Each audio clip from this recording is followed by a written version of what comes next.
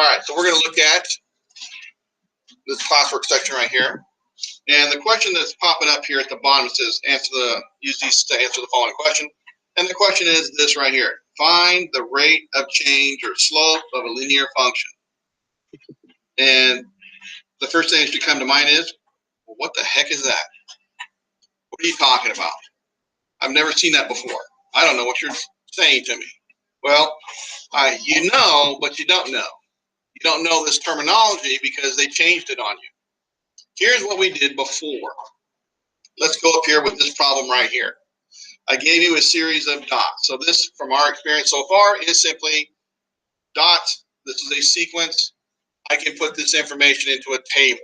The same thing for this over here, by the way.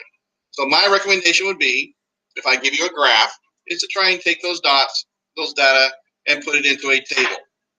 And you can use a sequence notation if you want. You can use X and Y. It just depends on how you want to look at it. So if I call this X, and this over here is Y, then in my table, this would be my input is X, my output is a Y in this particular case. So the data looks like it's 1, 1, and then it looks like 2, 2, and probably 3, 3. It looks like it's going to be the same here in 4 and 4. Okay? And so whether it's asking you in this rate of change thing, and we're going to give you the more formalized here, what we're talking about is, well, if this was a sequence, we would do, well, that right there is plus 1, and that is plus 1, and that is plus 1. But also, these are all going up by 1. As we've done this, we've seen some problems where it didn't go up by 1s each time.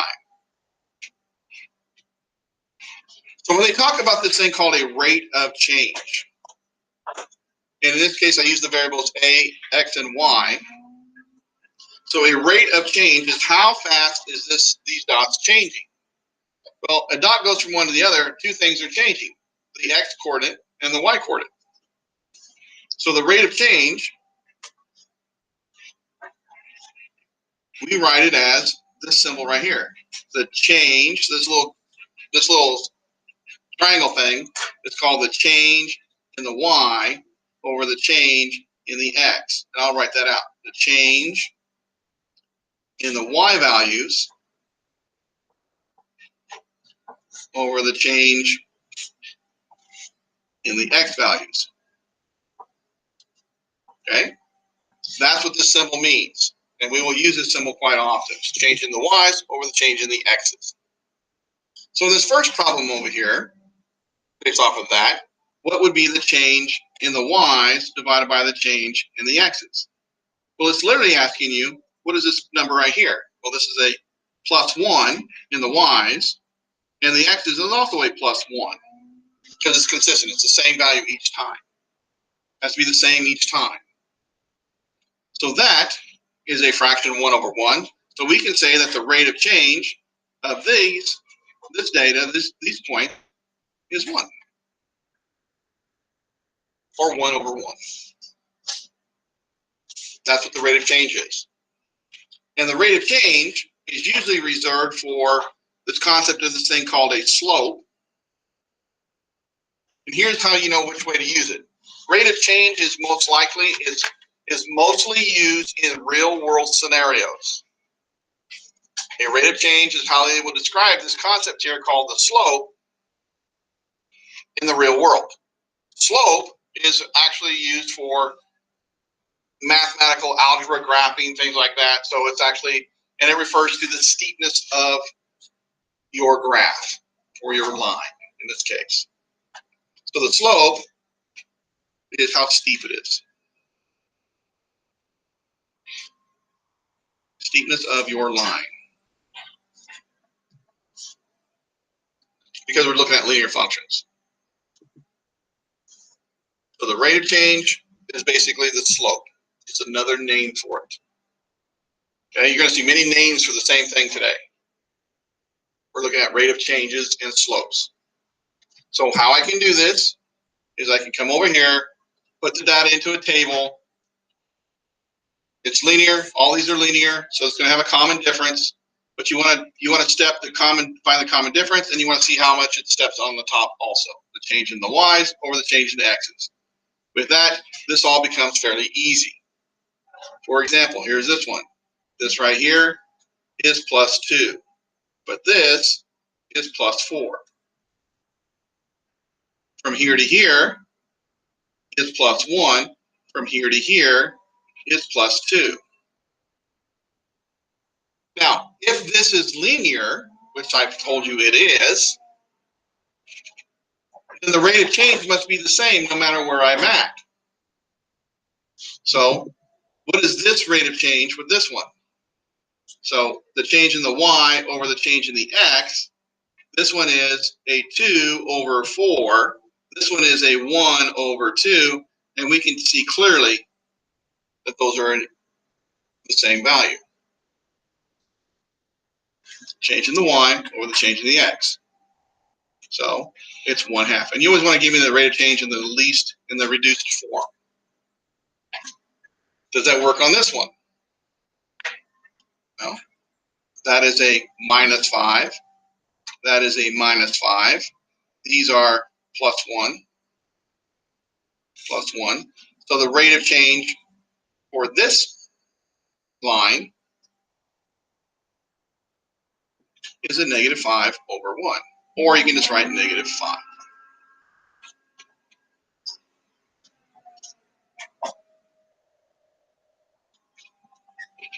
So that's how you can find the rate of change or the slope of the line. And this is the way I want you to think about it. Okay? Because even though for this is lines, and some of you may already know this kind of stuff and think it's pretty simple, and because you remember it from before, please understand I'm getting you ready for later classes where we're going to find this thing called rate of change, and it's not necessarily going to be on lines. And we want to see how to do that too. Okay? So there's that one. Let's turn the page and take a look at some of these things over here.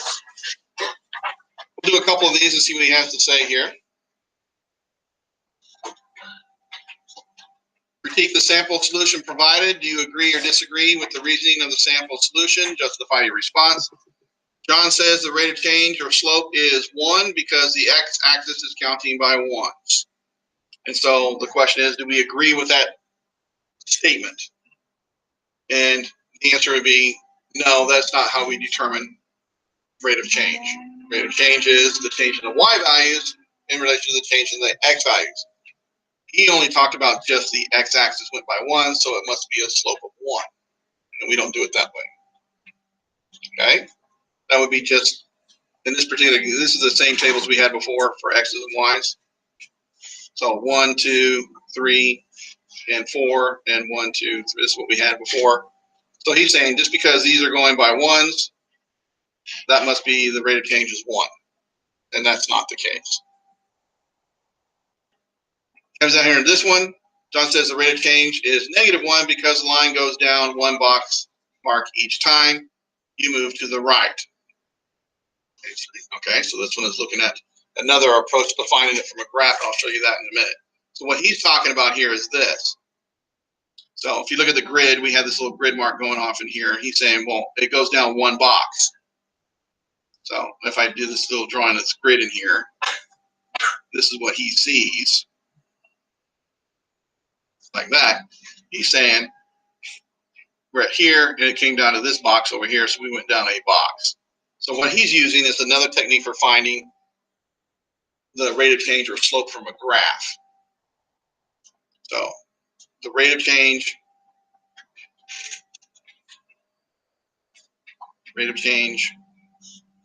or the slope from a graph. So you can use this technique. So in other words, the rate of change can be done as this fashion. You may remember this, or if you've ever had it before. You can just do rise over run. So in other words, follow 2 points. The rise is the change in the y values. So what's happening here? Well, it's going +1. So what's happening here? What is the y values doing? If I took these values and I put it into a table, I'll just do a few of them. The first one's at 1, 8, The next one is at 2 and 6. So he's saying because I go down 1 mark and over 1 mark, rise over run would be down is the rise and run is the x, is what he's talking about, rise over run. You can do that to get to another point on the graph. He's saying the slope here must be -1 because I'm going down 1 box and over 1 box. And why is that incorrect? Well, for the same reason why I tell you to do it into a table. You can avoid all that because let's take a look. This box, this scale is going by 2s. It's not going by 1s. This scale is going by 1s. If you put it into a table, you will avoid that scenario. This rate of change is -2. This rate of change is +1. So the actual rate of change for this problem, the actual slope of this problem is -2 over 1, or -2. That's what he did wrong over here. That's because the scales are not identical. This is an error a lot of people make when they learned how to do rise over run. That's why I want you to think of it as the change in the y values over the change in the x values, and not rise over run exactly, okay? You need to be aware that if this is going by 2s, when I go down 1 box, that's actually going down 2. Okay, so you need to keep that kind of thing in mind. But you can find your slope. You'd go up 1 and over 1, up 1 over 1, so that's rise over run, and that gives you the slope of 1.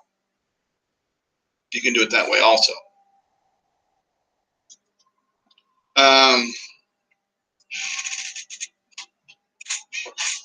So what Jane forgot to do here is she understood and saw the fact that this was going by 2s, but she forgot that it was going down. So it should be a -2. So we can see clearly from ours, if we put it into a table, we already know what the slope is. We can see everything that they've done wrong. Okay. I strongly recommend if you do the little table action. Once you get good at it, then you can kind of like mentally see this table quickly when you're doing rise over run. Remember, it is always the change in the y values over the change in the x values. We'll talk more about those later on. I'll let you look at them first before we answer those. Let's move on over here to this part. I'm now at part C. Now, I just gave you 2 points.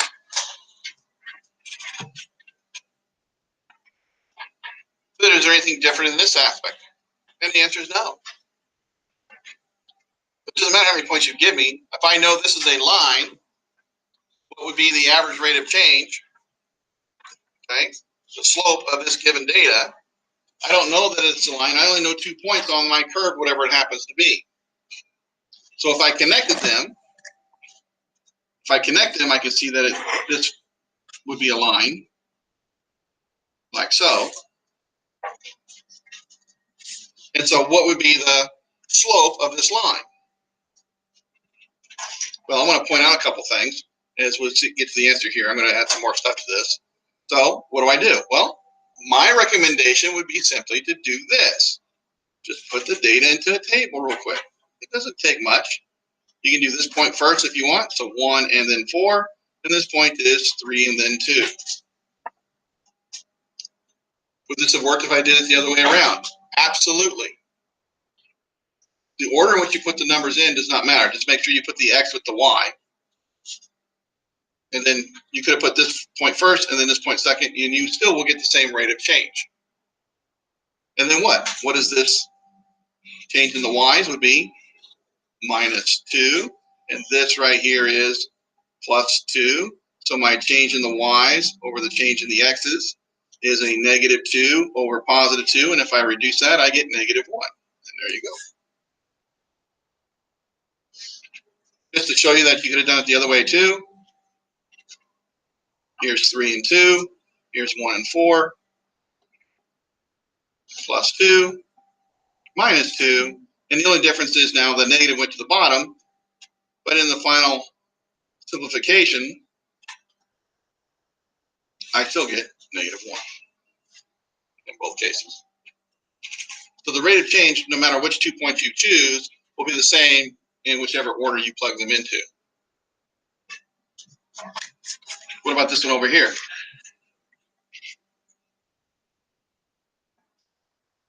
Again, I can draw this line.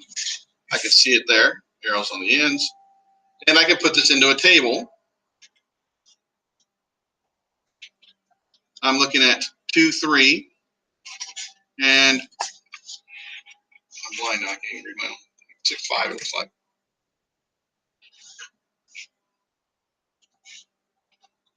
But before I answer this one, I want you to look at a couple things, and I want to point this out to you.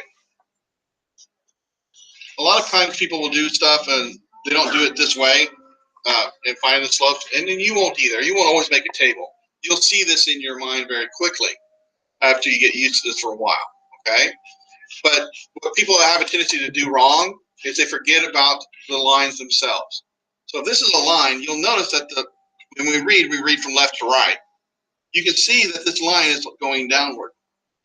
The farther I go this way, the farther down this line goes.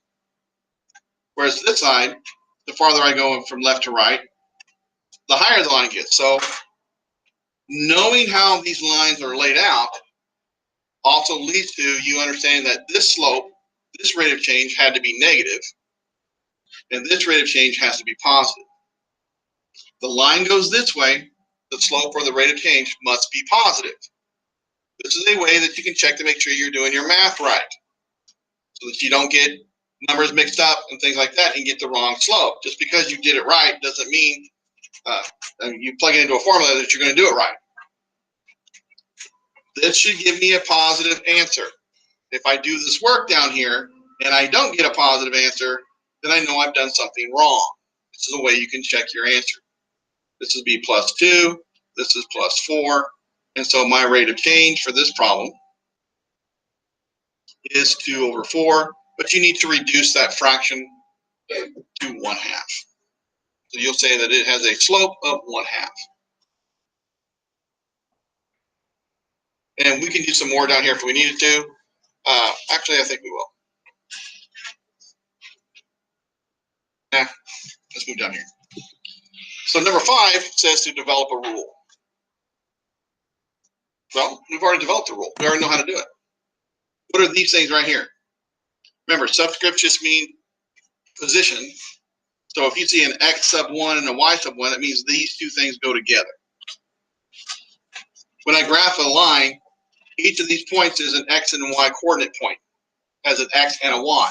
So to distinguish them between other ones is they put a little subscript, so that means that we can use x and the y, and then a bunch of different types of them. So I can do x1, y1, x2, y2, x3, y3, and so forth. It's just showing that you have different x's and y's.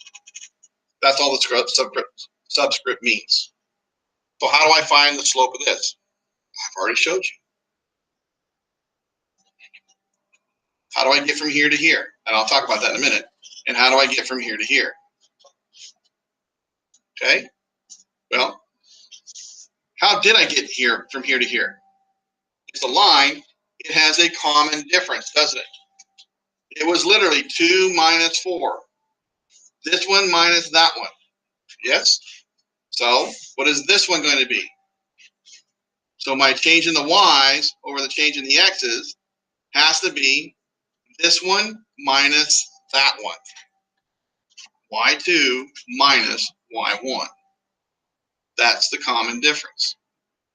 And the common difference for the x's would be exactly the same way. Since I went from here to here, this one minus that one. x2 minus x1. And that gives you your generic formula for the slope between 82 points. This is the slope formula.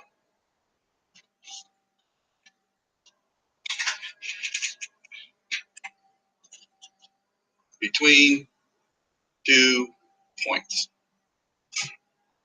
So you can do the formula technique. Just plug the numbers in and so forth. Okay? Here's this one. Draw a line that has a positive, a negative, and a 0 rate of change or slope. So we already talked about that. So what does the slope that has a positive, what does a line that has a positive slope look like? We'll just do generic ones. So here's my x and y axis. Any line that goes like this This one has a positive slope. Since I already talked about this, it's pretty straightforward. And then if I have one that comes like this line would have a negative slope. What about slope of 0?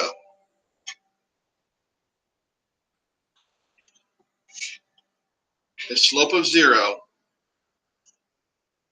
is what's called a horizontal line.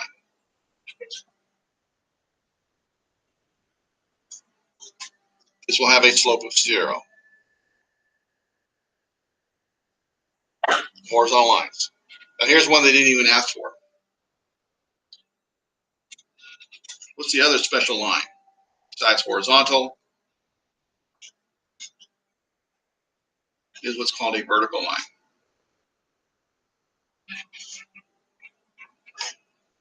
Vertical lines have no slope. So if they ask you for the slope of a vertical line, you simply say there is no slope. That's what you answer, no slope. Okay, there is no slope for a vertical line. All other lines have a slope. The vertical line is the only one that does not. So, can I have a slope of 1,000,000? Yes. Billion? Yes. All those lines are not vertical. If you get a vertical line, the line is straight up and down, that kind of a line has a no slope. The flatter the line is, you're going towards horizontal. This one has a slope that is 0.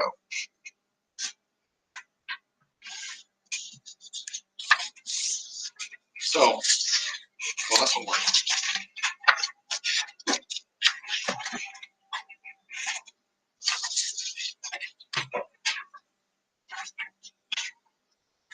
Here's some more. Notice these curves are no longer lines. Does it matter? And the answer is no, it does not matter. Okay? So extending our lesson just a bit. So we don't do this too often in here, but we do it in Algebra 1. I need to define a line for you. This thing called a secant line is a line that goes through any 2 points on a curve. So here is a quadratic curve. There are 2 points in there. Okay? And I can draw the secant line through those 2 points. All it simply means is simply draw a line between the 2 points. A secant line is a line that goes through the graph in 2 points. This is a secant line.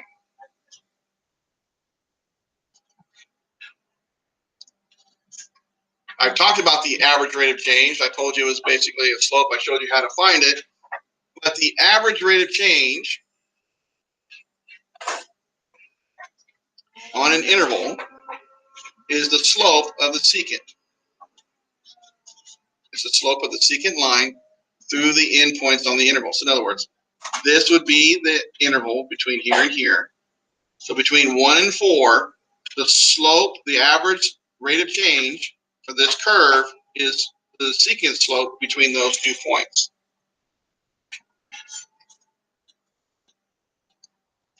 So how do I find it?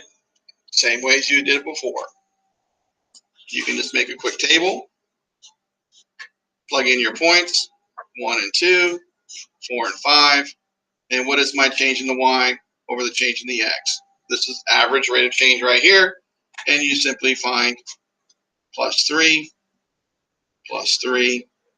3 over 3, or 1.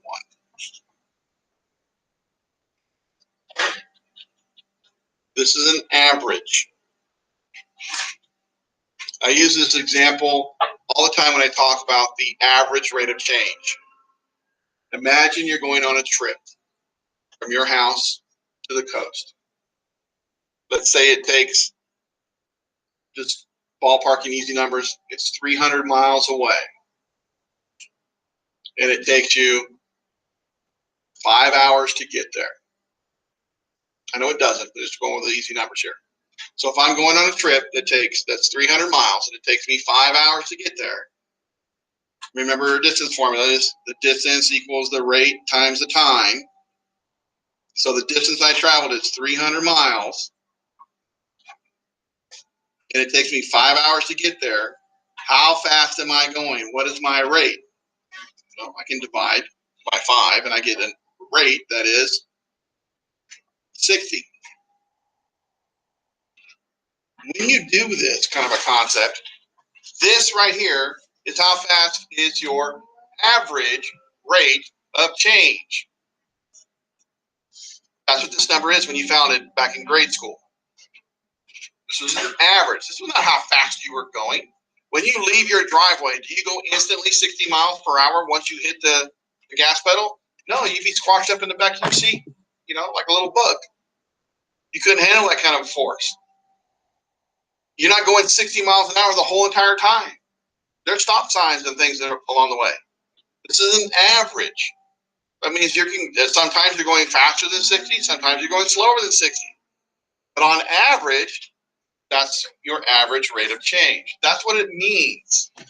So that's why I can come over here to this parabola and say, in this little window right here between 1 and 4, what is the average rate of change? That's what that means. And the same thing over here. So here's an exponential or a geometric. We haven't talked about that yet. So an exponential. And the same thing. The secant line is that. And this line right here represents the average rate of change between these two locations. So between -1 and 2, this line is called the average rate of change for this curve between -1 and 2. And I can find its slope by simply taking these numbers and plugging it into a table and finding the average, which I'm not going to do because it requires a calculator. So I got -1 and then 1.98 and then 2 and 0.31. And you just do the same thing before. Subtract those. So my change in the y over the change in the x's would be 0.31 minus 1.98 and then 2 minus a -1. Always do the not negatives in a parenthesis like that so you don't make sign errors. Okay. So this is the idea I want you to be able to do. And here's a bunch more over here that we can do if we wanted to. And I'll leave the rest for you. So you're going to be doing the homework for 2.3. There's a part 1 and a part 2. So here's the part 2. We passed the part 1 part. And I'll take the rest. Any questions off of the video?